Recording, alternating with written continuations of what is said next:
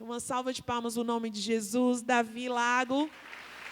Graças e paz, amados irmãos, é uma honra estar com vocês essa noite, nesse final de semana, esses dias, estudando a palavra de Deus. Meu amado irmão, pastor Fernando, a quem tanto amo, a quem tanto respeito. Viu, pastor, fica aqui mais uma vez registrado todo o meu amor pela tua vida, tudo que o Senhor tem me ensinado em todos esses anos. Rebeca, minha irmã, amada, querida, trago a vocês um abraço da nossa igreja, Primeira Igreja Batista da cidade de São Paulo, do pastor Paulo Eduardo, e também um abraço do pastor Jorge Linhares, da Igreja Batista Getsemane, onde congreguei por 17 anos, onde meus pais e meu sogro, minha sogra estão estabelecidos. Fica aqui o abraço dessas duas igrejas também, que estão orando por nós aqui agora, amém, queridos? Nós vamos ler a Bíblia em Josué, mas e agora, alguns minutos, Josué capítulo 18, você já pode abrir. Em alguns minutos, eu queria só contar rapidamente um pouco da minha história, para quem ainda não nos conhece.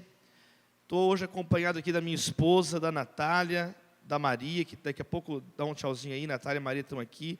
Estou muito feliz que elas puderam vir comigo hoje. Amanhã a Maria vai pregar pela primeira vez, meus irmãos. Ela vai dar uma pequena meditação, uma pequena palavra aqui, antes da minha fala à tarde. Estou com a minha esposa. Mas eu sou o Davi, eu tenho 35 anos. Eu nasci em 86, em São Paulo, capital. E eu venho de uma família que tem servido a Deus já há mais de século. O meu pai e minha mãe são pastores, pastor Elienos, pastor Esmeralda. Os meus 4 avós e avós, foram servos de Deus. Meu avô Ederval, presbítero da Igreja Presbiteriana Independente, em São Caetano do Sul, com a minha avó Noêmia. Meu avô Esmeraldo, minha avó Hebe, serviram a Deus na Igreja Batista.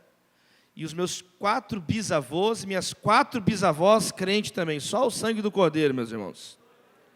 Meu bisavô russo, Stefan Paley, e minha bisavó russa, Varvara, eles foram ali servos de Deus na Igreja Batista de Lucélia, onde minha mãe nasceu, trabalharam, construíram a igreja, cederam o terreno no qual a igreja foi erguida, vieram para o Brasil, e desde que chegaram, primeira coisa, vamos edificar a igreja do Senhor, vamos servir a igreja do Senhor. Meu outro bisavô, José de Benedito, e minha bisavó Margarida, que foi uma serva de Deus, uma mulher de oração, foram pilares da Igreja Batista da Lapa, na cidade de São Paulo. Por parte de pai, meu bisavô Anísio Lago e minha bisavó Maria Lago, que foram organizadores da primeira igreja presbiteriana independente em São Caetano do Sul. E meu outro bisavô, Antônio Felismino de Oliveira, que era nordestino, com a minha bisavó Júlia, que era indígena nordestina de Pernambuco. Meus irmãos, eu tenho sangue nordestino, louvado seja Deus, está vendo? Sangue pernambucano aqui na minha veia. Meus bisavós, eles foram enviados para plantar a igreja no interior de São Paulo. E o meu bisavô, Antônio Felismino de Oliveira, morreu cedo, foi por dessas doenças do interior, barbeiro, doença de Chagas. E ele morreu muito cedo, mas pregando a palavra de Deus, trabalho de plantação de igreja. E, queridos, por que eu estou contando um pouco disso? Porque eu vou falar para os irmãos, muitos aqui, eu tenho que aprender com cada um que está aqui. Mas o que eu quero trazer um pouco para vocês é algo que não é simplesmente a minha experiência, mas algo que em todas essas gerações eu tenho recebido como uma herança do Senhor, com muita alegria, com muito temor e com muito tremor. Quantos entendem? Amém, queridos? Quero passar para os irmãos essa experiência de ser filho, neto, bisneto, fora tataravós, que também foram servos e servas de Deus. O meu pai, ele trabalhou até aposentar na Aços Vilares, em São Caetano do Sul. Meu pai era metalúrgico. E o meu pai era um homem que servia a Deus desde a juventude, serve a Deus desde a juventude, liderando o trabalho de mocidade. E Deus tocou na vida do meu pai para ele plantar uma igreja em São Caetano do Sul. E meu pai começou essa igreja com a minha mãe, com um grupo de irmãos, na bênção de Deus, na sala da nossa casa, orando, grupo caseiro. e ajudando missionários da Nigéria, missionários da Coreia, missionários do país de Gales, pastor Dick Iverson, dos Estados Unidos, Dave Robertson, dos Estados Unidos, e tantos pastores que passavam pela nossa casa, e eu ali crescendo naquele meio, vendo os pastores, hoje aí no Brasil todo, que você possa imaginar, dormiram na minha cama, literalmente. Eu tinha que dormir no chão, no quarto do meu pai, para que pastores e missionários dormissem na minha cama, na minha cama de criança, eu e meu irmão Lucas. Depois nasceu minha irmãzinha Priscila, e a gente ia lá para o quarto do meu pai, para a sala, e eu cedia a minha cama a infância inteira para que pregadores passassem pela cidade de São Paulo e tivessem um lugar para dormir, uma casa para se hospedar, e muitas vezes ficavam semanas na nossa casa. Bispo Robson Rodovalho, da Sara Nossa Terra, pastor Jorge Linhares, da Igreja Batista Getsemane, Marco Antônio Peixoto, da comunidade da Zona Sul, no Rio de Janeiro. Meus irmãos, não tem um pastor desse país que eu não tenha visto na sala da minha casa, nos anos 80 e início dos anos 90. De Caio Fábio a você pegar o Ronaldo Didini, que era da Igreja Universal do Reino de Deus, não tem uma liderança que eu não conheci. Estevão Hernandes, eu estava na primeira marcha para Jesus, em 1993, com 7 anos de idade, lá no Vale do Anhangabaú, em São Paulo. Então, coisas que nós vimos de perto, coisas que aconteceram, conversas que eu escutei a vida inteira, princípios que eu aprendi a vida inteira, e essa igreja, Comunidade Evangélica de São Caetano do Sul, que meu pai plantou na sala da nossa casa, cresceu. E aí, em 1994, 1995, essa igreja já tinha superado mais de 1.000 membros. 1.000 membros nessa congregação, e o meu pai se viu diante de um impasse, porque ele trabalhava na Vilares, que constrói, não sei quantos conhecem Vilares, chapa de aço para elevadores, lá no ABC Paulista, e a igreja com uma demanda cada vez maior, um desafio cada vez maior. Resumo da história: o meu pai, ele ficou doente. O meu pai teve uma estafa ministerial. O meu pai pifou, meus amados irmãos. O meu pai foi internado, uma série de complicações de saúde, uma série, princípio de infarto, quase derrame, de tanto trabalhar, 24 horas trabalhando na igreja, trabalhando, ajudando as pessoas, ajudando, até que ele ficou internado 3 meses. Ele teve um surto. Hoje fala, né, pastor, burnout, né? Hoje tem até um nome. Não tinha nada disso. Falava assim, ele está estressado só, né? Ele pifou, meu pai. E sabe o que aconteceu? No momento que o meu pai, pastor, mais precisou de ajuda, todos os outros copastores o abandonaram. Os pastores que serviam junto com meu pai, a igreja dividiu em 3. Um pastor pegou um grupo e começou uma nova igreja com um nome chamado Nova Aliança. O outro pastor pegou e saiu com outro grupo e começou outra igreja. E um terceiro pastor saiu com outro grupo. E aí está meu pai internado, a minha mãe aflita, eu e meus irmãos pequenos vendo tudo isso com 11 anos de idade. 11 anos de idade. E aí o que aconteceu? A igreja dividiu. Aquele trabalho bonito, aquela coisa maravilhosa, a igreja dividiu. E aí esses amigos do meu pai, apóstolo César Augusto, um monte de pastores, foram lá em casa em São Paulo. E meu pai internado, e com a minha mãe chorando, esses pastores cuidaram de nós. E aí a nossa família, então, o pastor Jorge Linhares acolheu a minha família, lá em Belo Horizonte, em 1998. Claro que um grupo ficou com meu pai, mas esse grupo meu pai não tinha mais possibilidades de saúde. Quantos estão entendendo? Meu pai não tinha mais saúde para continuar, ele precisava de um tempo de tratamento. E o pastor Jorge Linhares, então, nos levou para Belo Horizonte. Em Belo Horizonte, meu pai restabeleceu a sua saúde. 1 ano de tratamento. E hoje meu pai está firme e forte para a glória de Deus, meus irmãos. Desde 98, meu pai, ele dirigiu, louvado seja Deus. Só para concluir, contar um pouquinho do meu coração para vocês. Nós estamos entre líderes, como família de Deus, amém, queridos? Estamos aqui para compartilhar experiências, abrir o coração um com o outro, orar. Já vou agora mesmo estudar a palavra com vocês, mas terminar isso aqui. O meu pai, então, teve um período de reestruturação. Um por um dos pastores que o haviam abandonado pediram perdão. essas igrejas não prosperaram, porque não estavam debaixo de uma palavra de Deus. Quantos estão entendendo? São princípios bíblicos. Nenhuma dessas igrejas prosperou. E um por um foi pedir perdão para o meu pai. Pegavam um avião, iam lá para Belo Horizonte, na sala de casa. Elienos, nós erramos com você, queremos pedir perdão diante de Deus, diante da tua família. Davi, eu quero pedir perdão para você. Quantos falaram isso comigo? E eu, um menino de 12 anos, 13 anos, 14 anos, crescendo e ouvindo, e tentando entender, perguntando para Deus. Imagina um adolescente, um pré-adolescente, vendo tudo isso em casa. Se tem uma pessoa que tem todos os motivos para odiar a igreja evangélica, conheça ela de cima, de baixo, por dentro, por fora, nome, RG, CPF, eu dou o número do documento para você. Você está olhando para ele. É um desabafo itapipoquense, já que eu sou cidadão de Itapipoca, amém, queridos? E vendo tudo isso, e aí Deus abençoou meu pai, minha mãe. Meu pai se tornou diretor do seminário teológico da Igreja Batista Getsemane, já mais de 20 mil alunos formados nesses últimos 20 anos, uma bênção, meu pai, minha mãe. Mas aí tem a minha história que eu quero falar com vocês, porque aí um dia, quando eu era um pouco mais velho que a minha filha que está ali, a Maria tem 8 anos, eu tinha 14 anos, e aí um dia eu estava no encontro de filhos de pastores da Convenção Batista Nacional, lá de Minas Gerais, e nesse dia, com 14 anos de idade, eu estava lá e foi um dia que eu falei assim: Deus, eu quero te conhecer, a minha família te serve, eu conheço o sofrimento dos pastores, sabe aquela oração que você faz? Deus, eu quero conhecer algo mais do Senhor. E meus irmãos, com 14 anos de idade, o Espírito Santo visitou a minha vida, e Deus começou a usar a boca de pessoas que nem me conheciam, chegavam e me entregavam uma palavra. Você vai ser usado por Deus, dentro e fora desse país, para pregar a palavra. E eu, 14 anos, resumo da história, com 15 anos eu recebi o primeiro convite para pregar a palavra de Deus, no púlpito da Igreja Batista Getsemane, no culto de domingo, para 5.000 pessoas. O pastor Jorge Linhares, ele me abriu essa possibilidade.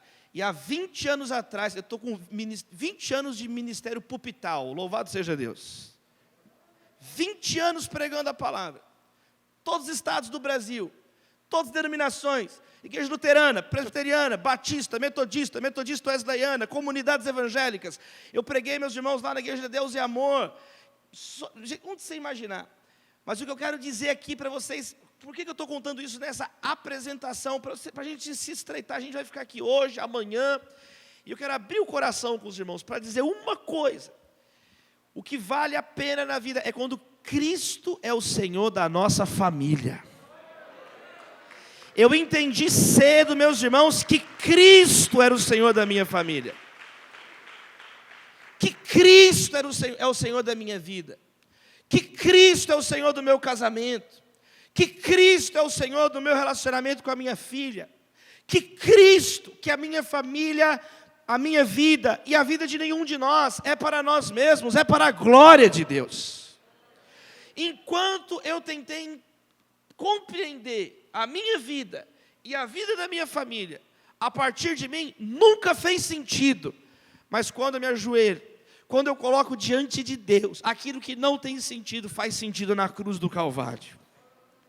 Aquilo que parece uma coisa que não tem nenhum sentido, as maiores injustiças, tudo isso termina, e o que aparece é Cristo ressurreto diante de nós, é a glória de Deus, e é a consciência que nós temos o privilégio, a honra, a alegria indizível de servirmos a causa do Evangelho, de sermos cooperadores de Deus, de não sermos absolutamente melhores do que ninguém, mas, meus irmãos, nós somos os maiores dos pecadores, mas a graça de Deus é superabundante, meus irmãos. E Deus, pela misericórdia, não é por mérito meu, mérito seu, é pela misericórdia de Deus que todos nós estamos reunidos nesta conferência. Amém, queridos? Abra sua mão, eu quero fazer mais uma oração. Deus, que sejam dias de bênção na nossa vida. Que sejam dias onde nós possamos entender isso, que estamos aqui com um propósito. Que o Senhor é a razão da nossa vida, ó Deus. Que não é uma brincadeira a igreja. que a igreja não é algo construído por homens, por mulheres, ela é obra do Espírito Santo. Eu edificarei a minha igreja, diz o Senhor. O Senhor é o Deus da nossa vida. O Senhor é o noivo da igreja. É o Senhor quem constrói a igreja. E é o nosso privilégio, é a nossa honra, é a nossa missão, é a nossa responsabilidade servir a causa do Evangelho. Abençoe o pastor Ricardo Bitum. Abençoe o pastor Fernando, a Rebeca, cada um que está aqui, cada igreja, cada família aqui representada, Senhor, que se reúne debaixo de palmeiras, que se reúne no sertão, que se reúne em cidades, que se reúne no litoral, que se reúne na serra, que se reúne em choupanas, em casas, em templos, em prédios, em restaurantes, onde estivermos, ó Deus, tem misericórdia de nós, fortalece as nossas vidas, levanta profetas, levanta intercessores, levanta pessoas que vão pagar o preço nessa geração, pelas famílias brasileiras, orando com amor, orando pelos casamentos.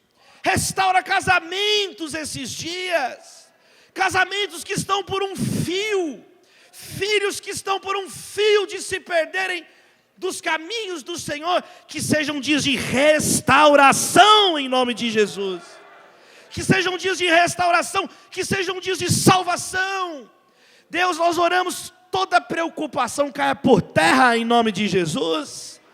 A ansiedade, a aflição, preocupação com contas, que tudo isso fique lá fora agora, e que aqui seja a casa do oleiro, que aqui seja um lugar que nós vamos ser remoldados pelo Criador do Universo, que aqui seja um lugar que Deus vai quebrar e fazer tudo de novo na nossa vida, que aqui seja um lugar onde a nossa visão será ampliada, onde a nossa vida será preenchida, onde respostas elas virão da palavra de Deus e não da opinião dos outros, ó Deus. Fica conosco esses dias aqui. Nós temos, ó Deus, esse tema reino inabalável. Queremos sair daqui inabaláveis. Os que confiam no Senhor são como os montes de Sião, que não se podem abalar, mas permanecem para sempre. Nós oramos em nome do Pai, do Filho e do Espírito Santo, e a igreja diz amém, amém e amém. Louvado seja Deus, meu irmão. Aplauda o nome de Jesus. Dá uma glória a Deus aí, meu irmão. Deus seja louvado. Quem está feliz aí, amém? Vão ser dias de bênção, vão ser dias de nós estarmos juntos aqui, como um homem, ferro afia o ferro, um homem afia o seu amigo. Nós vamos nos afiar aqui, amém, queridos? Nós vamos nos afiar, e para isso precisamos da palavra de Deus. Josué capítulo 18, nós vamos ler o verso 1 ao verso 3. E esse é um texto maravilhoso sobre o papel de cada família no reino de Deus. Esse é um texto que mostra lições preciosas sobre o papel de cada família. E nós vamos ler então Josué 18, verso 1 ao verso 3. Diz assim: toda a comunidade dos israelitas reuniu-se em Siló, e ali armou a tenda do encontro. A terra foi dominada por eles, mas 7 tribos ainda não tinham recebido a sua herança. Então, Josué disse aos israelitas: até quando vocês vão negligenciar a posse da terra que o Senhor, o Deus dos seus antepassados, lhes deu? Até quando vocês vão negligenciar a posse da terra que o Senhor, o Deus dos seus antepassados, lhes deu? Há pelo menos 4 lições muito importantes sobre família na Bíblia. Primeira lição: você não escolhe a família que você nasceu. Essa é uma primeira lição. Adão e Eva. Adão não pediu nem para nascer, nenhum de nós pediu para nascer. Nós não escolhemos o dia do nosso nascimento. Você não tem poder sobre o país que você nasce, a hora que você nasce, o lugar que você nasce. Eu nasci 18 horas do dia 7 de março de 86, na cidade de São Paulo, mas eu não tive nenhum poder de decisão sobre isso. Então, primeiro, a Bíblia mostra isso. Adão não pediu para nascer. Deus criou Adão à sua imagem e semelhança. Deus criou a mulher. Então, nós não escolhemos a nossa família. Esse é o primeiro ponto. Nós não escolhemos. Nenhum de nós escolhe a família. Segunda lição que a Bíblia ensina, segunda grande lição sobre família. Então, família, a gente escolhe, a gente recebe uma família de Deus. Quantos estão entendendo? Amém, queridos? Seu pai, a sua mãe, você vai construir com a sua esposa, os seus filhos. Agora, você não escolhe a família que você nasceu. Segundo, a Bíblia ensina que as famílias são imperfeitas por causa do pecado. Então, desde a primeira queda da primeira família, Adão e Eva, eles pecaram. Então, aí já vem Caim e Abel, o primeiro filho já matou o segundo filho. E isso tem sido a vida das famílias desde a queda. Todas as famílias são imperfeitas por causa do pecado. Todas as famílias são pecadoras. Por quê? Porque todo ser humano é pecador. O rei Davi diz no Salmo: em pecado me concebeu minha mãe.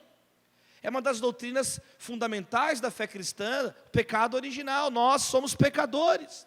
Todos pecaram e carecem da glória de Deus. Então, por que Caim matou Abel? Ele estava assistindo muito vídeo na internet. Não foi por causa disso. Não existia televisão. Tinha muita má influência na escola. Não tinha escola. Caim matou Abel porque suas obras eram más, porque ele era filho do maligno, porque ele era um pecador. E esse é o potencial de todos nós sem Deus. Então, a primeira família, o primeiro que nasceu já matou o próprio irmão, premeditou a morte do irmão, e premeditou, levou para o campo e se levantou contra o próprio irmão. Então, as famílias são imperfeitas. Primeira lição, eu não escolho a minha família. Segunda lição, todas as famílias são imperfeitas por causa do pecado. A terceira grande lição é que Deus restaura famílias. Nós não escolhemos a família que nascemos, as famílias são todas imperfeitas, mas a Bíblia vai ensinar que Deus restaura famílias.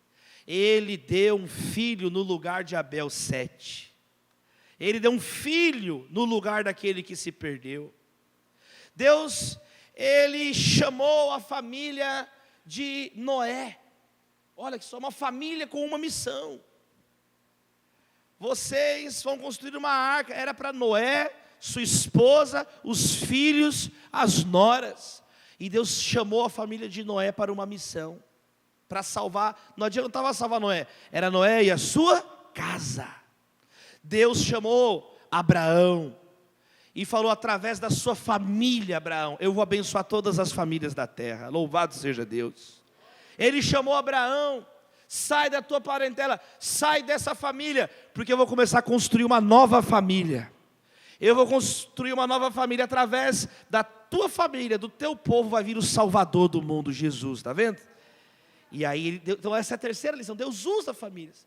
Apesar das nossas imperfeições, apesar dos nossos pecados, apesar de nós não escolhermos a nossa família, a Bíblia ensina que Deus nos usa na nossa família. Quem recebe essa palavra? Deus chamou a família de Abraão. E aí Abraão, Isaac, Jacó. Mas aí vem uma quarta lição que eu queria destacar aqui nessa introdução que a Bíblia fala. É que mesmo as famílias com chamado, elas podem errar, então elas têm que assumir as suas responsabilidades. Não adianta ter uma família, não adianta saber que as famílias são imperfeitas, e não adianta concordar que Deus chama famílias. Eu tenho que assumir a minha responsabilidade na minha família, amém, queridos? Não adianta você saber que você tem uma família, você tem uma família. Sua família é imperfeita, todo mundo sabe que a nossa família é imperfeita. Minha família tem uma missão, é claro, nós sabemos, por isso que estamos aqui. Agora, a grande questão não é essa. A grande questão para nós, enquanto líderes, é esse quarto ponto. A nossa família, apesar das imperfeições e apesar de ter um chamado, nós precisamos cumprir o que Deus colocou na nossa vida. Cumprir.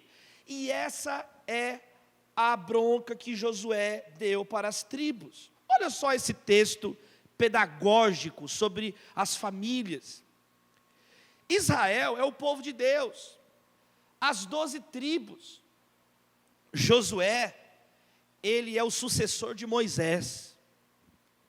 Josué, o nome dele era Oséias, de acordo com o livro de Números, capítulo 13, verso 16. Lá em Números, capítulo 13, verso 16, está escrito que Oséias, filho de Num, recebeu um novo nome, Josué. O que significa Josué? O Senhor salva. É o mesmo nome? Jesus. Jesus é o nome grego, o Senhor salva. É o mesmo nome Josué no hebraico, o Senhor salva. E ele recebe esse nome profético, é o nome que vai ser o nome do Salvador do mundo, Jesus, Josué, que significa o Senhor salva. E Josué recebe uma missão, a missão de conduzir o povo de Deus, as famílias de Deus até a terra prometida, tomar posse da terra prometida. E Josué cumpriu o seu chamado. Josué, ele recebeu a missão de conquistar e tomar posse da terra no capítulo 1, verso 11. Olha que maravilhoso o que diz o verso 1 no final: a terra foi dominada por eles. Josué tinha conquistado a terra, mas aí vem a informação triste do verso 2.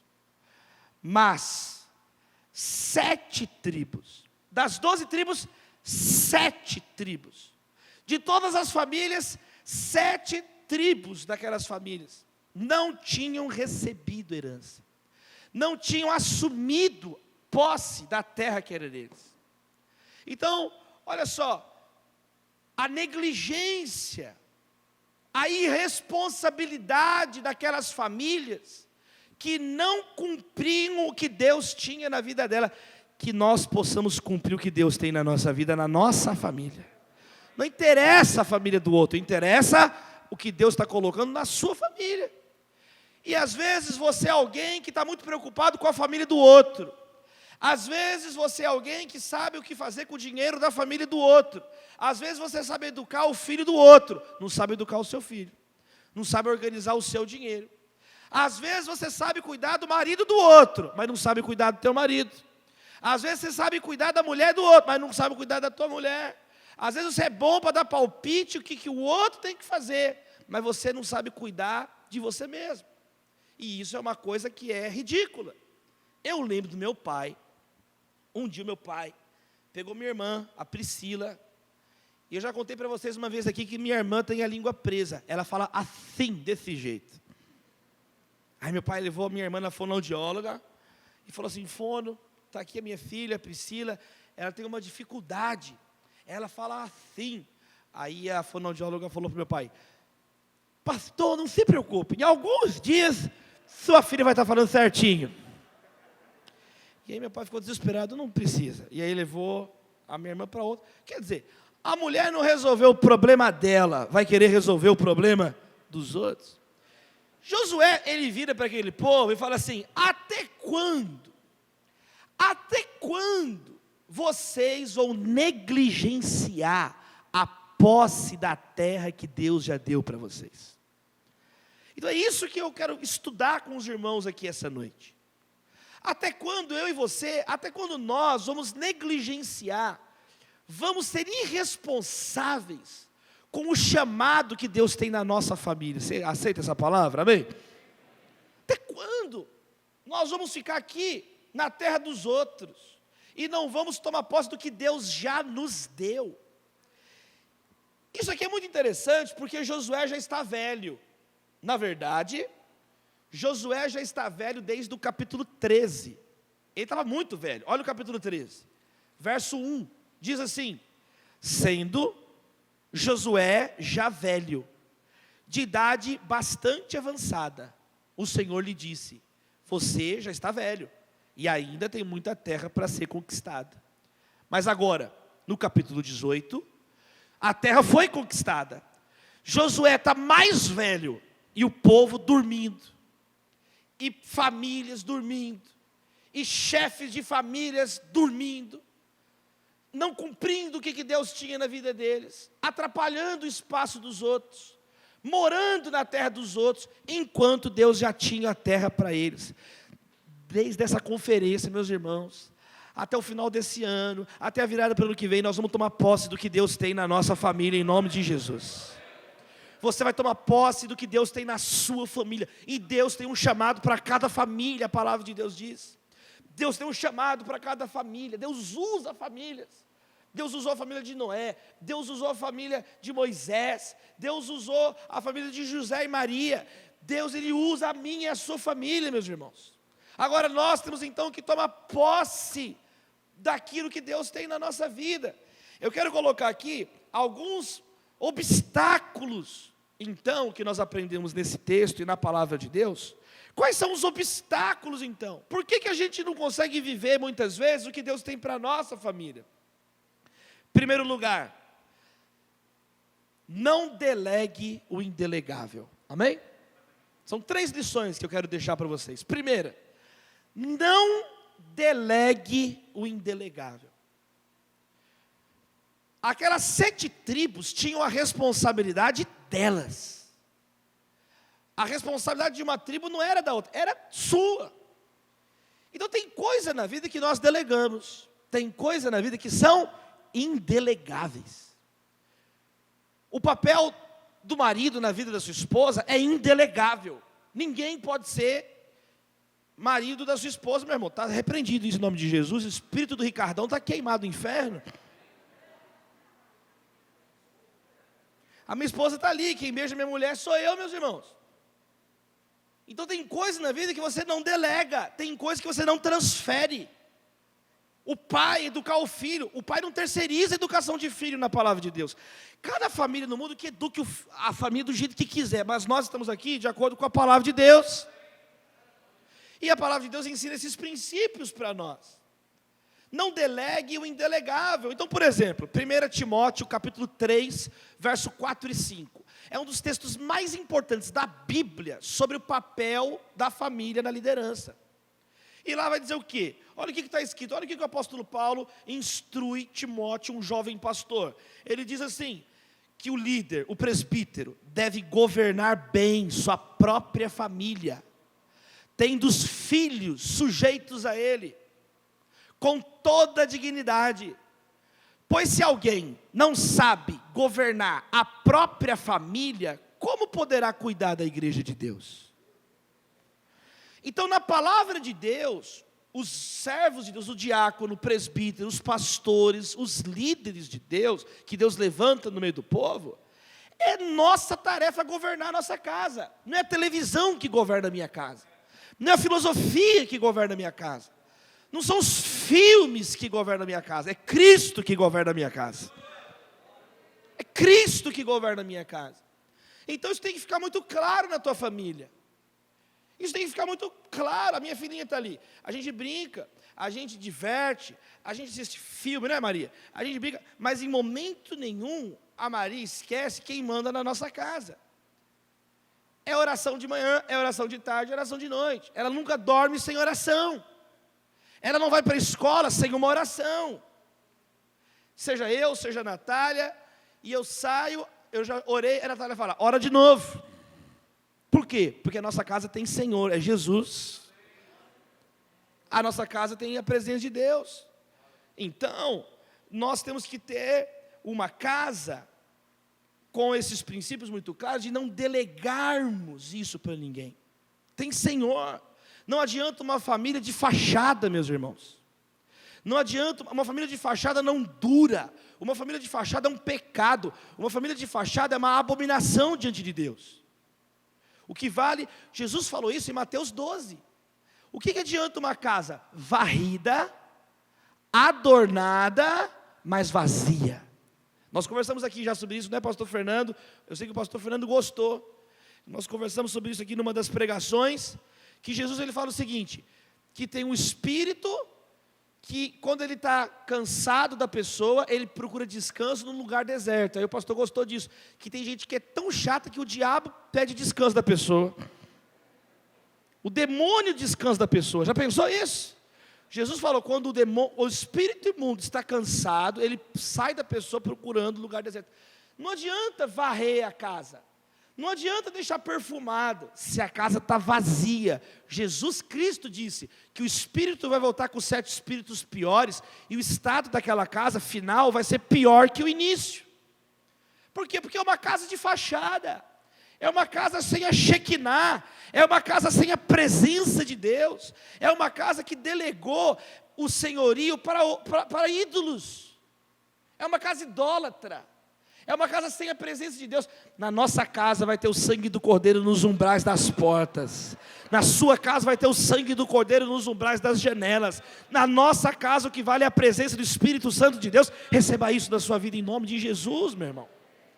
Então aquelas tribos, elas estavam lá e não assumiam a responsabilidade delas. Se você ler o final do capítulo, Josué vai dar uma bronca, ele vai dizer o seguinte: separe os homens de cada tribo, vocês vão lá, vejam qual que é a terra que tem, dividam em partes iguais, sorteiem diante do Senhor, e ele chama os homens a assumirem as responsabilidades. Um bando de cara dormindo, um bando de gente preguiçosa, um monte de mulher preguiçosa, de homem preguiçoso que não cumpre o papel. Não delegue o que é indelegável na tua vida, meus irmãos. Não sepulte o seu talento. A parábola dos talentos alerta sobre isso. Jesus diz em Mateus 25, que o Senhor deu talento para um, deu 2 para o outro, 5 para o outro. O que tinha 5 ganhou mais 5, 10. O que tinha 2 ficou com 4. E o que tinha 1 talento, sepultou o talento dele. Não sepulte seu talento, plante o seu talento. O Senhor voltou, por que você está com 1? Eu fiquei com medo. Cheio de desculpas esfarrapadas, chega de desculpas esfarrapadas, você é adulto já. Para de culpar a denominação, para de culpar o pastor, para de culpar a ovelha, culpa você que é o culpado. Não lê, não estuda, não ora, não liga para as ovelhas, não está nem aí para nada e fica arrumando culpado. Você está substituindo o papel do acusador, você virou o próprio Satanás. Só sabe reclamar, é um eterno credor. Você nunca entende que você deve amor aos outros. Você acha que você está sempre com saldo positivo, você não se enxerga. Você pensa que todo mundo te deve favor, que você não deve nada a ninguém, está errado. Que mentalidade de líder é essa? Querido, se o líder está de pé, o liderado está sentado. Se o líder senta, o liderado deita. Se o líder deita, o liderado morre, meus irmãos.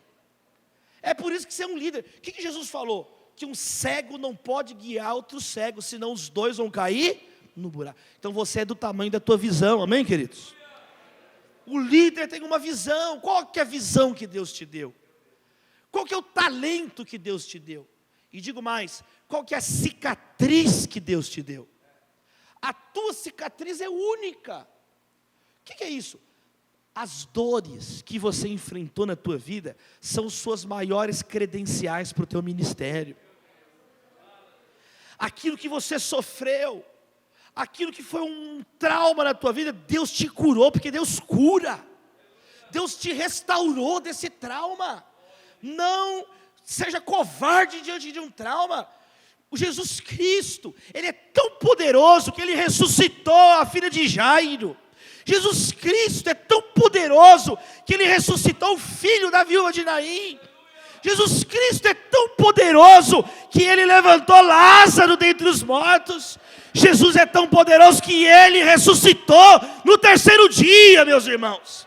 Jesus é poderoso para ressuscitar a tua vida, ressuscitar teu sonho. Ele é poderoso.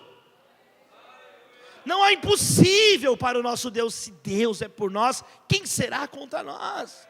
Maior é o que está em nós do que o que está no mundo. Então você tem que chegar e falar assim: não, meu Cristo é maior na minha vida.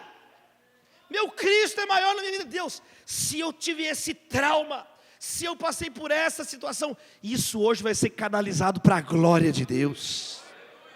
Eu vou parar de dar desculpa esfarrapada, de gente perdedora, de gente do diabo. Eu sou mais que vencedor em Cristo Jesus. Eu sou mais que vencedor em Cristo Jesus. Então imagine, você tem algo na tua vida que foi restaurado, que foi curado. Isso agora é uma ferramenta para Deus. Paulo fala sobre as lutas dele. E como que as lutas dele, ele fala assim em Filipenses: olha, quero que vocês saibam que aquela luta que eu passei, ao invés de me abater, essa prisão injusta, isso serviu para o evangelho ser pregado ainda mais. Então, os puritanos antigos falavam assim: quando um cristão cheio de Deus cai morto na terra, ele cai de pé no céu. Não tem como derrubar uma pessoa cheia de Deus, meus irmãos. Deus está no controle da nossa vida. Não cai uma folha sem a vontade de Deus. Então você tem que ser o primeiro a entender isso, que Deus está no controle da tua vida, que Deus te ama mais do que você possa imaginar, que Ele te conhece melhor do que você mesmo. Mateus 10 diz assim, Jesus fala que Deus sabe, o Pai sabe, quantos fios de cabelo tem na tua cabeça. Você não sabe, Deus sabe. Careca é fácil, né? 0, é fácil. Agora Ele olha para você e fala: 6.204 fios, 7.502 fios de cabelo. Você não sabe. O que Jesus está ensinando? Deus te conhece melhor do que você mesmo. Os planos de Deus são melhores que os teus próprios planos para vocês. Os caminhos de Deus são mais elevados que os teus caminhos. Então, qual que é a primeira lição que nós aprendemos nesse texto, que a Bíblia vai ensinar para nós? A palavra de Deus vai ensinar. Que nós não podemos delegar o que Deus está exigindo de nós. Antes do Pai Nosso tem: ore no teu quarto em secreto, para o teu Pai. Então, a tua cruz, a Bíblia não anula a responsabilidade de cada um de nós. Não existe na Escritura salvação por procuração. Então, pare de ter uma dependência excessiva dos outros na liderança. Pare de ter desenvolva a tua liderança. O meu sogro Roberto, uma vez ele me disse assim: Davi, a oração, eu aprendi uma coisa na minha vida orando, que a oração que você faz, você mesmo faz pela tua família, ela vale mais que a oração que os outros fazem pela tua família. Porque é um princípio bíblico. A oração que eu faço pela minha família vale mais que a oração que qualquer pessoa fizer pela minha família. Por quê? Porque Deus deu a responsabilidade da minha família para mim. Então eu tenho que me colocar em oração pela minha família. A mãe tem que se colocar em oração pela filha. O pastor tem que se colocar em oração pelas ovelhas que lhes foram confiadas pelo Senhor Jesus, que é o único pastor verdadeiro. Então, aquilo que está nos teus cuidados, aquilo que Deus colocou para você, aquele talento que Ele te deu, multiplique. O jardim que Deus te deu para cultivar, cultive o melhor que você puder, para a glória do Senhor. E Deus vai multiplicar. Quanto mais você vai aprendendo a valorizar, a parábola dos talentos ensina esse princípio da escala da liderança. Jesus Cristo ensina um princípio de liderança maravilhoso, a escala. Quando você é fiel no pouco, Deus vai te colocando sobre mais responsabilidades. É óbvio, porque Deus está mostrando, não, peraí, Ele cuida da família, Ele consegue cuidar de 10, Ele consegue cuidar de 100, Ele consegue cuidar de mais. Quem recebe essa palavra? Como é que você vai dar uma coisa muito difícil de cuidar para uma pessoa que não cuida nem dela? Por isso que Paulo fala para Timóteo, é uma coisa lógica. Quem está entendendo? Não é uma coisa nem teológica, é lógico. Timóteo, cuida de você e da doutrina. Porque se você for salvo, é o primeiro passo para Deus te usar para cuidar de outras pessoas. Como que você quer cuidar das outras pessoas se nem você tem doutrina? Se nem você está na presença de Deus, se a tua vida é uma confusão. A irmã quer cuidar da bolsa de valores do país, mas a bolsa dela é desorganizada, pelo amor de Deus. Eu sempre falo isso para os jovens, né? Antes de mudar o mundo, arrume tua cama. Antes de tentar resolver um negócio muito grande, eu, quando entrei na faculdade de Direito, eu queria muito pregar a palavra de Deus. Muito, muito, muito. E aí, eu me lembro que não tinha um amigo crente na sala, um. Eu não vou falar o nome dele, para não expor ele. É Guilherme Andrade Dias Abreu, que ele chamava. Falei, Guilherme, nós vamos pregar a palavra de Deus aqui na faculdade. 30 mil alunos. Eu falei assim, vamos fazer uma reunião de oração aqui, e nós vamos orar pelas pessoas, nós vamos ajudar as pessoas, nós vamos orar para os funcionários, professor, vamos fazer comigo? Ele, vamos. Aí a gente fez um cartaz, aí nós juntamos dinheiro lá, xerocamos aquele cartaz, convidando para uma reunião de oração na faculdade. Ficamos um dia inteiro pregando, corredor, sala por sala, a gente colocou o convite. Até no estacionamento da faculdade, quando eu vi um carro com adesivo do Esmilinguido, adesivo de Jesus, eu ia lá e colocava nos carros, no estacionamento, assim, que não tinha para colocar em todos os carros, vamos colocar nesses carros crentes aqui, ó, vamos lá. Aí a gente colocava, convidando as pessoas para a reunião de oração. Chegou o dia, pastor Fernando, da reunião de oração, eu estava todo empolgado, cheguei, arrumei, eu preparei assim um esboço, cheguei na reunião de oração, quando eu cheguei no lugar, na sala, no dia, preparei, vai ser uma bênção. Sabe quantas pessoas foram? Nenhuma, nem o Guilherme foi, só eu. Fiquei sozinho. Eu fiquei tão indignado que eu preguei para as cadeiras de raiva. Eu peguei assim, eu li o esboço de raiva, eu preguei. E no final eu fiz apelo. Quantas cadeiras desejam Jesus? Fiquem onde estão. Todas ficaram para a glória de Deus. Fiquem onde estão. Eu li a pregação de raiva e preguei e saí indignado de raiva. Mas aí eu não desisti. Aí a gente continuou esse trabalho com muito custo. Um dia, eu indo sozinho na reunião, uma moça passou na porta assim, o nome dela é Renatinha. A Renatinha falou: você está fazendo uma reunião de oração aí, né? Eu falei, mas não tem muita gente não. Eu falei, não tem não. Fica aí os anjos aqui, Renata. Eu vou te ajudar, eu vou chamar minha turma. E aí a Renatinha começou a convidar a sala dela, resumo da história. A Renatinha trouxe a turma de pedagogia inteira para a sala. E aí foi uma bênção. Os jovens começaram a ser tocados, orar. Quem quisesse participar, era no intervalo.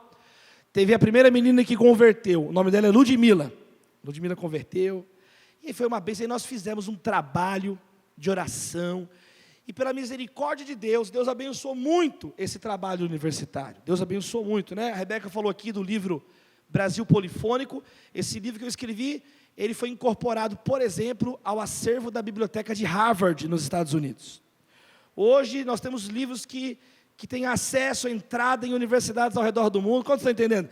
E Deus abençoou o ministério e tal. E um dia, alguns anos atrás, eu ainda estava em Belo Horizonte pastoreando. Uma jovem, o nome dela é Heloína. A Heloína chegou para mim e falou assim: Davi, pastor, você pode ir lá pregar na minha faculdade? Vai ter um evento especial lá, que nós vamos juntar a faculdade inteira, e está todo mundo empolgado, uma palestra sobre o cristianismo e tal. Eu falei, eu vou lá. E aí eu fui. Quando eu cheguei nessa faculdade,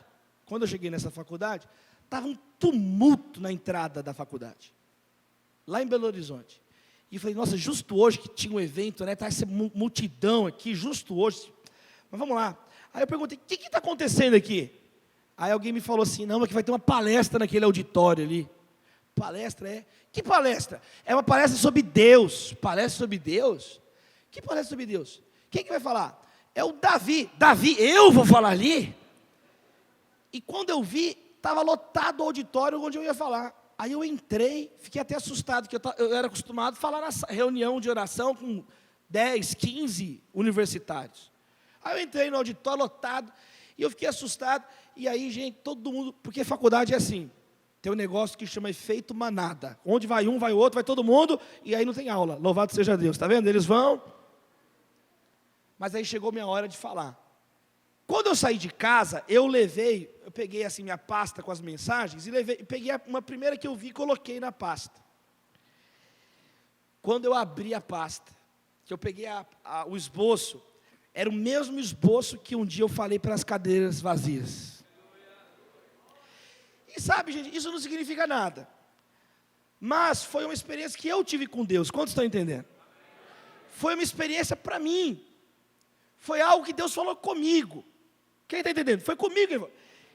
Lembra que aí foi naquela hora, eu fiquei olhando assim e lembrei, gente, essa aqui foi a primeira palavra que eu preparei, que um dia ninguém nem foi. E eu olhei assim, estava todo mundo, e eu não falava nada, eu ficava só pensando nisso. Aí alguém falou assim, você não vai dizer nada? Eu falei, não vou não, fica quieto aí, que eu estou olhando aqui. Mas esse foi um dia muito especial com Deus. onde eu comecei a pensar sobre isso, sobre nós sermos fiéis naquilo que Deus coloca na nossa mão, amém, queridos? Porque o objetivo não é falar para multidões, o objetivo é ser fiel a Deus. Quem está entendendo? O objetivo é ser fiel, porque o que não multiplica o talento, o Senhor fala assim, servo mau e negligente.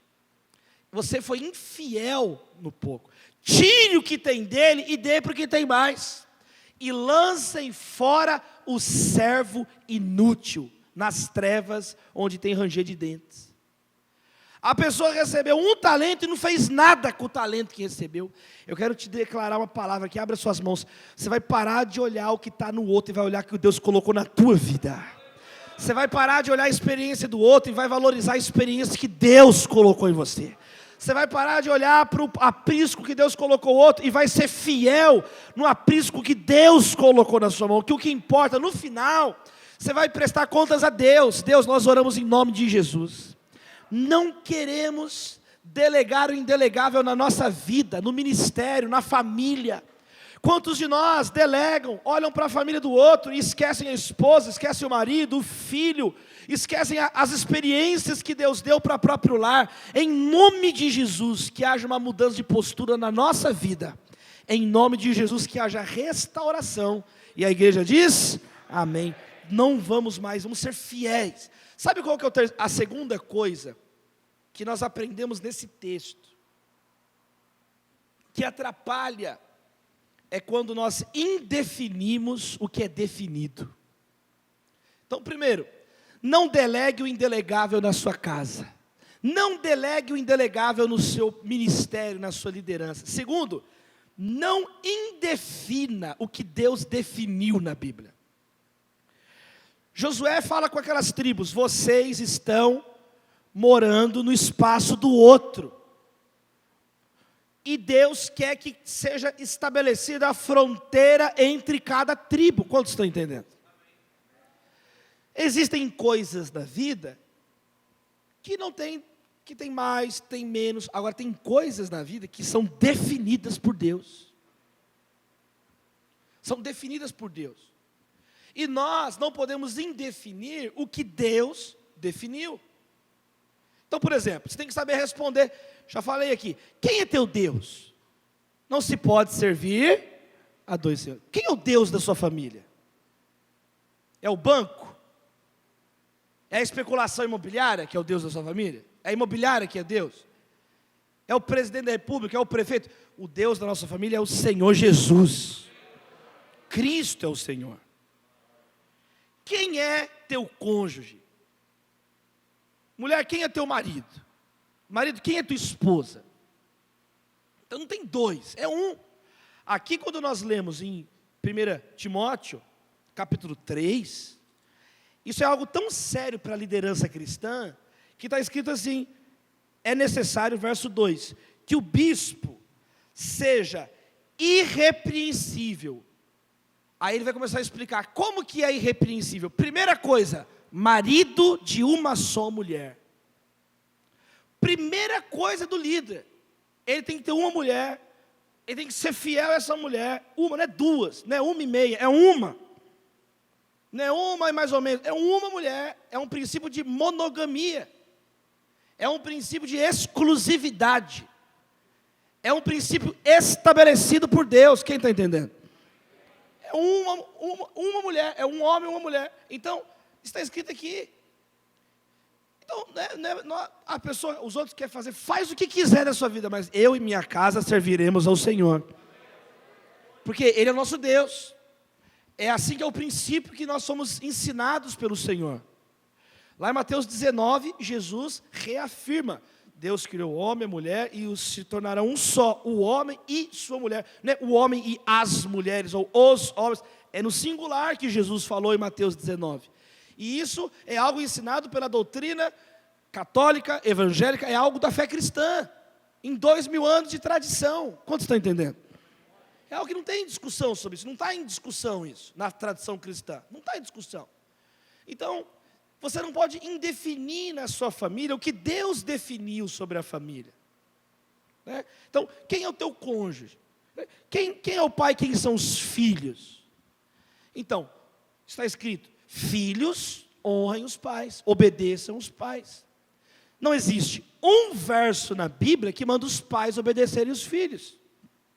Agora, é lógico que o modo que o filho e a filha vão honrar os pais, ele vai mudando conforme o filho e a filha se desenvolvem na presença de Deus e assumem suas próprias responsabilidades. Então, uma criancinha, na Bíblia, a criança, ela é protegida pelo pai e pela mãe. Os pais, na tradição, tanto do judaísmo como no cristianismo, os pais não são donos do filho. O dono dos filhos é Deus. Nós somos guardiões dos nossos filhos. Nós somos guardiões, protetores, que Deus deu essa responsabilidade para o pai e para a mãe. Mas o dono do filho é Deus. Por isso que nós somos totalmente contra o aborto. Deus é o dono da vida, amém, queridos? Deus é o dono da vida, e ponto final, que nós acreditamos. Então, o homem e a mulher, eles vão educar o filho obedece o pai e a mãe. Agora, esse filho agora é um adolescente. O adolescente, ele precisa agora começar a contribuir com a casa. Os pratos não levitam para a pia. Ele pode agora começar a contribuir. Ele pode agora ganhar autonomia, e assim a família vai sendo uma bênção. Que Deus abençoe sua família. Agora, ele cresceu, ele casou, ele constituiu a própria família. Então agora o modo que eles honram os pais é diferente. Então, por exemplo, eu não preciso ligar para o meu pai agora, pai, eu tenho que comprar um relógio preto ou branco. Ah, filho, compra um branco. Não, mas eu quis comprar o preto. Eu não estou desonrando meu pai. Porque agora eu tenho a minha família, quem está entendendo? Agora eu sou responsável pelas minhas ações. Então como é que eu vou honrar meu pai? Não é uma obediência mais de infantil. Eu vou honrar o meu pai e minha mãe buscando conselhos, amém, queridos? Dando um presente para o meu pai e para a minha mãe. Vou dar um presente para o meu pai e para a minha mãe viajarem para Itapipoca, litoral, praia de Flecheiras. Flecheira, né? Canoa Quebrada, Jericoacoara. Vou comprar um presente para o meu sogro e minha sogra viajar para Bagdá, louvado seja Deus. Minha sogra viajar, viagem missionária. Eu amo meu sogro e minha sogra. Meu sogro e minha sogra são tão abençoados que eu posso fazer piada que eles gostam. Mas quem está entendendo? Aí muda a maneira de honrar, amém, queridos? Agora, são princípios que a Bíblia estabelece. São princípios de honra. Então não indefina, não, você não inventa da tua cabeça como é que é o funcionamento. Não é você que vai falar, não, a Bíblia coloca, por isso que tem que ler a palavra. Por isso que você não pode, no seu ministério, na sua liderança, ficar acomodado com indefinições. Você não pode ficar acomodado com a neblina. Por isso que nós temos que ter clareza do chamado, clareza do papel de cada um na família. Isso é resolvido como? Conversando. Isso é resolvido à luz da palavra. Isso é resolvido com, oração. Os que oram juntos permanecem juntos. Vamos repetir? Os que oram juntos permanecem juntos. Mais uma vez. Os que oram juntos permanecem juntos. Última vez. Juntos. Os que oram juntos permanecem juntos. É um princípio que eu aprendi na minha casa também. Então muitas vezes, quando não tem algo que está indefinido, orem. Busquem uma orientação de Deus. Paulo dá um princípio maravilhoso para Timóteo, líder. Ele diz assim: Timóteo, quanto a você, fique firme nas coisas que aprendeu desde a infância. Este é um princípio espiritual. Na tua vida como um líder, como uma líder de Deus, se em algum momento você tiver alguma dúvida, se em algum momento, porque quantos estão entendendo? Nós não desenvolvemos doutrinariamente, nós progredimos. Paulo falou para Timóteo, que todos vejam o teu progresso. Então é natural que você vai aprender mais. Jesus crescia em estatura, graça e sabedoria. Então nós somos chamados para crescer. Agora, algumas vezes você pode ficar receoso. Espera aí, será que essa doutrina é uma doutrina bíblica? Espera aí, será que esse ensinamento ele é contraditório com o que eu já aprendi na minha infância ou no início da minha vida cristã? Então aqui tem um princípio. Quando você percebe que alguns ensinamentos, algumas dúvidas começam a deixar a sua cabeça confusa, começam a deixar o teu coração indefinido, fique naquilo que você aprendeu no início da sua caminhada cristã. Volta para o primeiro amor. É um princípio de liderança, amém, queridos? Então, eu faço isso. Eu estou lendo, eu estou estudando, eu começo a ouvir várias vozes, a família isso, a família aquilo. O que eu faço? Eu fico no que eu aprendi, que foi uma bênção na minha vida, no meu pai, na minha mãe, e aí isso é uma medida protetiva para o teu lar. É espiritual, amém, queridos? Fica no que aprendeu. Meu sogro Roberto também me ensinou isso com a minha sogra. Eles estavam estudando escatologia. Estudando, e aí começou a ter tanta informação, que eles, um com o outro, falou, sabe o que nós vamos fazer? Nós vamos ficar naquilo que nós aprendemos, que foi uma bênção, que a nossa vida foi uma bênção, nossas filhas são uma bênção, nossos netos são uma bênção, e nós vamos deixar isso aí, não está sendo uma bênção para nós, isso está tirando a nossa santidade, quem está entendendo? Isso está tirando o amor, isso está deixando a gente triste, e eles falaram, olha o que está escrito aqui em Timóteo, vamos ficar naquilo que Deus permitiu que fosse o nosso entendimento, e que foi uma grande santidade na nossa vida, em nome de Jesus. Agora, não indefina o que Deus definiu. Aquelas tribos estavam misturando. Queridos, a neblina é o esconderijo dos covardes. O covarde foge da luz. Mas se nós estamos na luz, temos comunhão uns com os outros, e o sangue de Jesus nos purifica de todo pecado.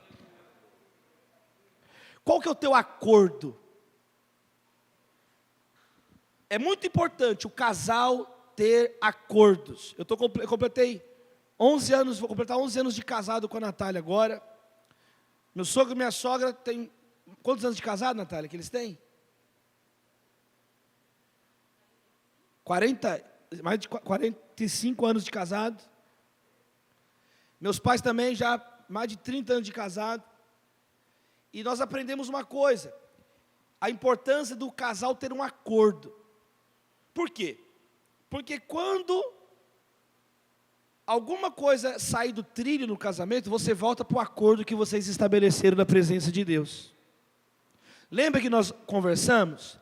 Lembra que nós ajoelhamos? Lembra que nós colocamos isso diante de Deus? Então agora, a gente pode rever esse acordo? Pode, não pode rever o acordo? Agora, tem que fazer isso com organização, na presença de Deus. É um casal abençoado. É um casal vitorioso. Quantos casais abençoados nós temos aqui? Aí o que acontece no gabinete pastoral? Um monte de gente. Casal, um vai tomando decisão para cá, o outro vai tomando decisão para lá, não tem acordo nenhum, é uma bomba relógio, vai dar ruim, não tem como prosperar. São duas cabeças na casa. Então o casal tem que estar junto, em uma direção na presença de Deus. Não foi isso que nós combinamos? Não é esse o plano? Nós não combinamos que nós vamos rever o plano no final do ano? Nós não combinamos que no final do mês a gente ia rever? Então por que está falando agora? Então o casal tem que ser um casal transparente, honesto, sabe? Definido. Não é isso que nós definimos, são princípios bíblicos. São princípios que vão impulsionar a tua vida. Vai parar de perder tempo com briga desnecessária, que dá lugar ao diabo, que dá brecha, ninguém ganha, todo mundo fica triste, toda hora a mesma coisa. Então, que haja acordo nos lares em nome de Jesus, sabe, que haja uma consciência que nós estamos indo juntos, e que juntos vamos chegar a uma solução, porque os que oram juntos, permanecem juntos. O que não dá, é para ficar indefinido. Não, vamos ficando, deixa desse jeito mesmo, abre sua mão, segunda oração, Deus, que nós possamos ter clareza do Senhor na nossa vida. Uma família sem clareza, ela se autodestrói. um ministério sem clareza, um começa a matar o outro de ódio, de raiva, de tanta cobrança, de tanta briga desnecessária. Um vai ficando nervoso com o outro, ao invés de se amarem, ao invés de construírem juntos, só destroem um ao outro. Deus, em nome de Jesus, que haja restauração de acordos, que haja clareza, que haja na nossa vida fronteiras definidas, como Deus coloca na palavra. A santidade de Deus, o pecado é a transgressão da lei.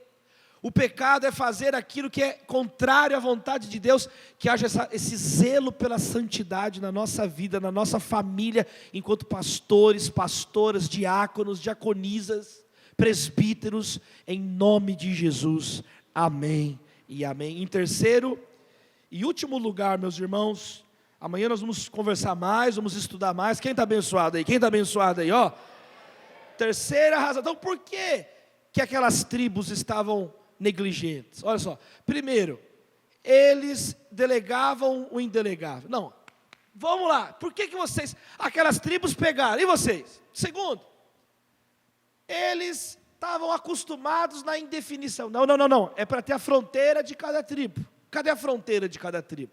E terceiro lugar, não adie o que é para hoje. Até quando vão negligenciar? Existem coisas que você ainda não sabe na sua vida, na sua família, mas existem respostas que Deus já deu para a tua vida. Por que você não está obedecendo? Você está procurando a próxima resposta, mas não obedeceu a resposta que Deus te deu. Você ainda não cumpriu essa estação. Então você não vai passar de estação, porque Deus já falou o que tem que fazer nessa estação. Então não tem como pular, Ele é o Senhor. Até quando vocês vão odiar? Josué falou, gente, já estou velho, eu já fiz a minha parte, eu já servi Deus, está aqui, as tribos estão lá usufruindo. Até quando vocês vão ficar enrolando? Então na nossa família, meus irmãos, a família tem as estações. Até quando nós vamos ficar adiando algo que Deus mandou consertar ontem? Até quando nós vamos ficar postergando algo? Meus irmãos, a minha oração é que esta seja uma conferência de conserto de famílias diante de Deus. Da gente deixar aqui o que não presta. Da gente deixar aqui ídolos escondidos. Da gente deixar aqui amarras no ministério. Livrem-se do pecado e de tudo aquilo que embaraça. Tem coisas que não são pecado, mas embaraçam a vida. É para deixar aqui. Até quando vamos enrolar? Até quando vamos ficar sentado aqui se a terra já está lá esperando a gente? Então, Deus, em algumas vezes, Ele faz essa mesma pergunta na Bíblia. 1 Reis 18, 21. Até quando vocês vão oscilar de um lado para o outro? Até quando? Até quando? Vai estar no hora aqui, outra hora lá. Provérbios capítulo 1, verso 22. Até quando vocês vão se contentar com a sua inexperiência? Até quando? Êxodo 10, verso 3. Até quando você se recusará a humilhar-se perante mim? Até quando vai ser orgulhoso? Por último, Números 14, verso 11, são duas perguntas. Números 14, verso 11. Até quando esse povo me tratará com pouco caso? Até quando recusará a crer em mim? Meus queridos irmãos, até quando? Nós temos tarefas presentes. Jesus Cristo é o mesmo ontem, hoje e eternamente. Hoje é o dia da salvação. Então nós temos que cumprir as nossas responsabilidades familiares. Sabe por quê? Porque aí nós poderemos usufruir a terra que Deus tem para nós. A terra que Deus tem para nós. Não tenha medo do futuro, porque Jesus já está lá. Você não precisa ficar ansioso nessa pandemia. Quantas famílias foram destruídas pela ansiedade? Quantos ministérios foram destruídos por preocupações com o futuro? Mas Jesus está mais uma vez dizendo para mim e para a sua casa: não andeis ansiosos por coisa alguma.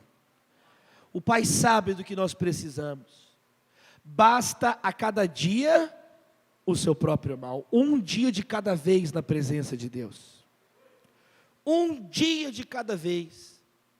Para de enrolar, para de ficar colocando no futuro, não. Hoje tem salvação para o seu lar. Hoje Deus tem respostas para a sua vida. Então, meus amados irmãos, nós não podemos mais colocar de um modo infinito no futuro. Sabe, que você possa anotar aí o que Deus vai falar com você essa noite, de hoje para amanhã. Que você possa se continuar em espírito de oração. Amanhã nós temos a palavra aqui com o pastor Ricardo Bitum, uma referência dentro e fora do nosso país. Amém, pastores? Servo de Deus. Às vezes vai ser uma palavra. Esse encontro aqui, é claro, nós estamos aqui estudando a palavra, compartilhando experiências, mas mais do que isso, é um ambiente espiritual. Jesus fazia retiro com seus discípulos. Ele saía para um lugar afastado e eles refletiam. Ele perguntava: o que dizem que eu sou? Não é assim? Paulo, ele se separou com os presbíteros, lá em Atos 20, procuraram um lugar de oração, os presbíteros, antes de despedir dos presbíteros de Éfeso, e reuniu ali com a liderança. Então, meus irmãos, do mesmo modo hoje, o Espírito Santo tocou nos nossos corações. Na agenda de Deus, esses dias já estavam separados, meus irmãos. Esse tempo já estava separado. Então não fique esperando algo acontecer, já está acontecendo. O Espírito Santo está aqui. Aqui é o lugar onde lepra pode ser curada. Aqui é o lugar onde tem homens e mulheres de Deus. Às vezes você fala: eu estou sozinho. Minha luta é grande demais. O meu problema é o maior do mundo. Não, aqui nesses dias, meus irmãos, Deus vai nos curar. Às vezes vai ser um testemunho, às vezes vai ser uma frase, às vezes vai ser uma referência bíblica, às vezes vai ser uma visão, às vezes vai ser um abraço, às vezes vai ser um sorriso. Abra o teu coração. Não é amanhã, é hoje o que Deus vai fazer na sua vida. É hoje. Se nós estamos aqui, meus irmãos, é porque Deus permitiu. Quantos gostariam de estar aqui? Quantos queriam estar num momento como esse? Quantos? Agora mesmo essa semana, ouvindo o pastor Elias Dantas, não sei quantos conhecem o pastor Elias Dantas, um servo de Deus, articulador de líderes cristãos ao redor do mundo. E o pastor Elias Dantas dizendo que estava lá em Montenegro. E ele falou assim: gente, eu tive uma reunião com todos os pastores de Montenegro. Tinham 7 pastores na mesa. Um país inteiro que tem 7 pastores. Eu já estive lá em Montenegro. O que eu estou querendo dizer? Olha quantas pessoas de Deus reunidas nesse lugar. Olha as possibilidades que nós temos numa terra como essa, de reunir, de estudar, de ter ferramentas ministeriais ali. Então não adie, é hoje o que Deus quer fazer na sua vida. É hoje. Coloque diante de Deus. Vamos colocar diante de Deus. Aqui é o lugar, como Naamã, é o lugar de tirar a armadura. Aqui é o lugar de você tirar a armadura. Aqui é o lugar de todos nós juntos nos colocarmos diante de Deus e ouvir o até quando dele para nós. Até quando? O que nós estamos enrolando para fazer que Deus já pediu? Sacrifícios que Ele já pediu para nós fazermos. Votos, compromissos, um jejum. Até quando você não vai chorar pela tua casa? Até quando você não vai tratar essa ferida no teu casamento? Até quando você não vai pedir perdão para o teu irmão, para a tua irmã? Até quando você vai ser pedra de tropeço para alguém da tua própria família? Em nome de Jesus nós seremos curados. Em nome de Jesus, Jesus Cristo é o Senhor. Eu quero encerrar contando uma ilustração clássica nesse texto bíblico. Quando, eu acho que eu já contei uma vez no passado aqui, navegadores estavam na época das grandes navegações. andando no mar, e o navio quebrou. E esse navio quebrou, e a tripulação estava morrendo de sede. De repente, depois de alguns dias em alto mar, sem comida, sem água, morrendo de sede, eles encontram outra embarcação e gritam: socorro, socorro, socorro. E a outra embarcação diz: o que foi? E eles falam: acabou a água, o navio quebrou, perdemos a comida, perdemos a água, estamos com sede, sede, sede. Não é, pastor? E aquele navio começa a dar gargalhada, o outro. E aqueles tripulantes morrendo de sede ficam sem entender o que estava acontecendo. Eles estão rindo de nós. Quando o outro navio chega, eles gritam: vocês estão malucos? Esse aqui é o rio Amazonas. Essa aqui é a foz do rio Amazonas. É água doce. E aquele povo estava morrendo de sede em cima do maior rio do mundo. Porque o rio Amazonas, ele é enorme. Quem já foi lá no rio Amazonas sabe, a foz, você não vê o outro lado. É a maior vazão de água do mundo. E aquelas pessoas estavam morrendo de sede, em cima do maior rio do mundo. E aqueles começam a rir: vocês são doidos, aqui é o rio Amazonas. Eu escutei isso criança na igreja, nunca mais eu esqueci. E o pastor disse assim: quantos de nós estão morrendo de sede, e Deus tem água viva para a nossa casa, e Deus tem água viva para a nossa família, e você está aí gritando: Deus, sabe, abençoa a minha família está morrendo de sede, meu casamento está morrendo de sede, meus filhos estão morrendo de sede, e você já conhece a água viva do céu. Vamos mergulhar nesse rio, vamos tomar posse do que Deus tem para a nossa casa. Que Deus abençoe os lares, que Deus abençoe cada um dos casamentos, que nós não possamos indefinir o que é definido, adiar o que é inadiável, delegar o que é indelegável, mas assumir a nossa responsabilidade na nossa casa, assumir a nossa responsabilidade no nosso lar. Eu te convido, meu amado irmão, com todo respeito, com todo amor no coração, vamos nos ajoelhar para orar pela nossa casa. 1 minuto de oração, se você pudesse se ajoelhar. Eu queria fazer uma oração por todas as famílias no início dessa conferência, com todo amor. Uma oração pela família. Cada um clamar por sua casa. Cada um clamar pelo seu lar.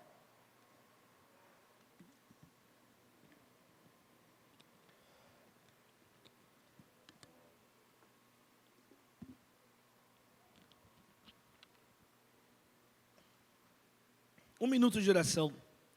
Clame pela sua casa agora. Senhor, nesse momento nós levantamos um clamor pela família dos pastores.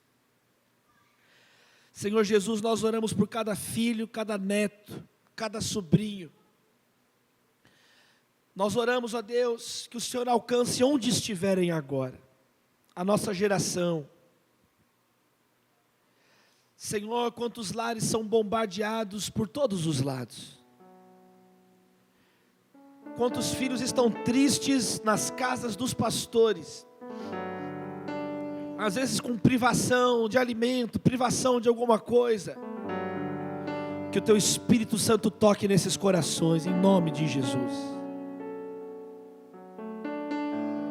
Olha, Senhor, para os filhos que estão afastados, onde estiverem agora, que a luz do Teu Evangelho brilhe sobre eles.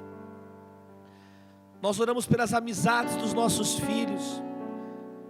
Nós oramos pelo coração dos nossos filhos e filhas, ó Deus. Que eles venham conhecer o Evangelho.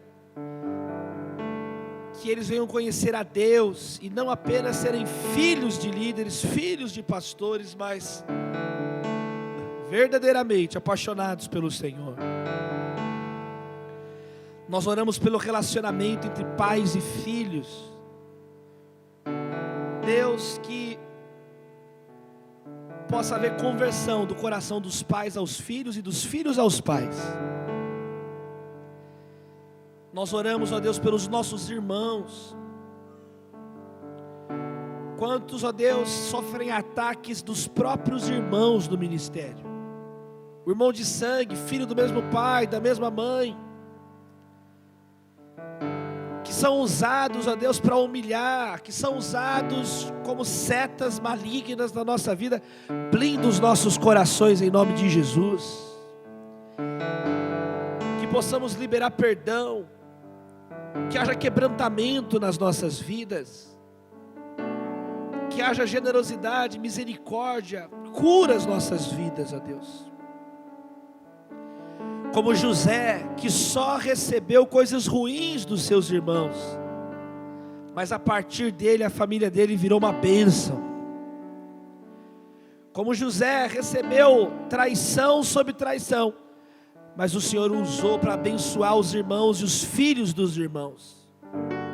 Abençoe os casamentos, Deus. Que haja santidade nos lares, que haja alegria. Restaura, Senhor, alegria nos lares, alegria no casamento. Que hajam novos acordos de bênçãos, ó Deus. Orações. Renova cada casal. Que haja mais entendimento, palavras de amor, de afeto. E não brigas o tempo inteiro, não desrespeito. Nós oramos em nome de Jesus, que o sangue do Cordeiro esteja sobre as nossas casas. E oramos pela Tua provisão nos lares, ó Deus. Abençoe cada um desses obreiros. Porque, ó Deus, se as nossas famílias estiverem firmes, a igreja estará firme em nome de Jesus.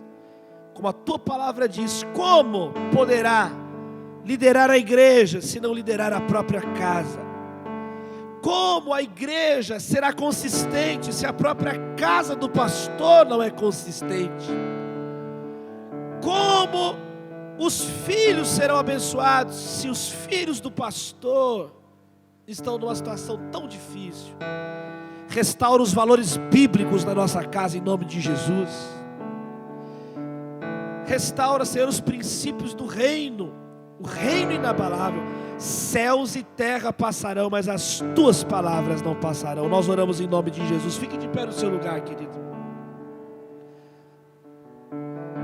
Erga as mãos para o céu agora para encerrar. 1 minuto de louvor, só para agradecer. Erga as mãos agora, 1 minuto. Vamos agradecer a Deus. Agradeça a Deus pela sua casa, meu irmão. Agradeça a Deus pelo chamado. Agradeça a Deus pelas cicatrizes. Agradeça a Deus, agradeça ao Senhor, obrigado, Senhor. Ebenezer até aqui nos ajudou, Senhor. Obrigado, Senhor, porque teremos esses dias aqui para estudarmos a palavra. Obrigado, Senhor. Obrigado pelos livramentos da estrada. Obrigado, Senhor Jesus. Obrigado porque o Senhor nos protegeu, o Senhor nos conduziu. Obrigado pela Tua palavra, Senhor. Obrigado, Jesus, obrigado. Santo, santo, santo é o Teu nome. Nós queremos responder hoje, Senhor. Até quando? Até hoje, Senhor. Hoje é o dia da salvação. Hoje é o dia de virada. Hoje é o dia de transformação. Hoje é o dia de mudança de postura. É hoje, Senhor. Eu quero ser um homem de Deus. Eu quero ser uma mulher de Deus. Eu e minha casa serviremos ao Senhor. Como Josué disse até quando? E no capítulo 24, mais uma vez, ele chega, abra as mãos aí, receba aí para encerrar, vou encerrar, liberar essa palavra de Josué na sua vida aqui, ó. Quando ele diz assim: se porém não lhes agrada servir ao Senhor, escolham hoje a quem irão servir. Se aos deuses que os seus antepassados serviram além de Eufrates, ou aos deuses dos amorreus, em cuja terra vocês estão vivendo. Mas eu e minha família serviremos ao Senhor. Eu e minha família serviremos ao Senhor. Vamos falar juntos? Eu e minha família serviremos ao Senhor. Segunda vez.